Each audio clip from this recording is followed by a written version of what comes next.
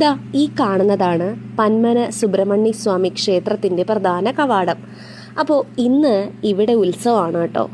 ഇത് അമ്പലത്തിന്റെ സൈഡല്ല, ഇങ്ങ് ഹൈവേ കഴിഞ്ഞിപ്പുറത്തുള്ള കോലത്ത് കാവിന്റെ സൈഡാണ്.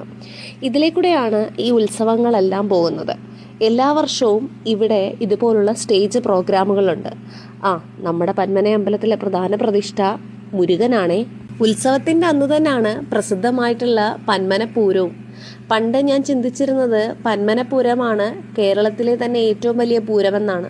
പിന്നീട് എനിക്ക് മനസ്സിലായി കൊല്ലം പൂരവും തൃശ്ശൂർ പൂരവും അങ്ങനെ നമ്മൾ കേട്ടിട്ടില്ലാത്ത പല പൂരങ്ങളും കേരളത്തിന്റെ പല ഭാഗത്തും നടക്കുന്നുണ്ടെന്ന്.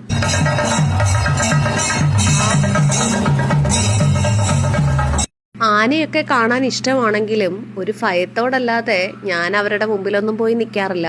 എപ്പോഴും നല്ല ഡിസ്റ്റൻസ് മാറി തന്നെയാണ് നിൽക്കുന്നത് കേട്ടോ. പക്ഷേ പൂരത്തിന് ഒരുപാട് ആനകളുണ്ടായിരുന്നു. ഇപ്പോൾ ഈ 3 ആനകളും ആദ്യം പോയത് ഭഗവാനാണ്. ഭഗവാന്റെ തിടമ്പുമേന്തി നമ്മുടെ തൊട്ടടുത്ത കാമൻകുളങ്ങര ക്ഷേത്രത്തിലോട്ടാണ് പോകുന്നത്. തിരികെ വരുന്ന സമയത്ത് എനിക്ക് തോന്നുന്നു ഇവിടെ പറയുണ്ടെന്ന്. അതുകൊണ്ടാണ് ഇവിടെ ഇത്രയും അലങ്കരിച്ചിട്ടേക്കുന്നത്. വിളക്ക് മാത്രമേ കത്തിച്ചു വെച്ചിട്ടുള്ളൂ. സമയം എടുക്കും വരാനായിട്ട്. പൂരത്തിന് കൊണ്ടുവന്ന ഒരാനയെ ഇപ്പൊ തിരികെ കൊണ്ടുപോകുന്നതാണ് നിങ്ങൾ കാണുന്നത്. അടുത്ത ആന അവിടെ നിൽക്കുന്നുണ്ടായിരുന്നു. അയാളെ ഇനി എപ്പോൾ കൊണ്ടുപോകുന്ന അറിയത്തില്ല. ഇതിനിടയ്ക്ക് നമ്മുടെ ഗാനമേള അവിടെ നടക്കുന്നുണ്ട് കേട്ടോ. 2 കുഞ്ഞു മക്കള് നല്ല രസമായിട്ടാണ് ഡാൻസ് കളിക്കുന്നത്.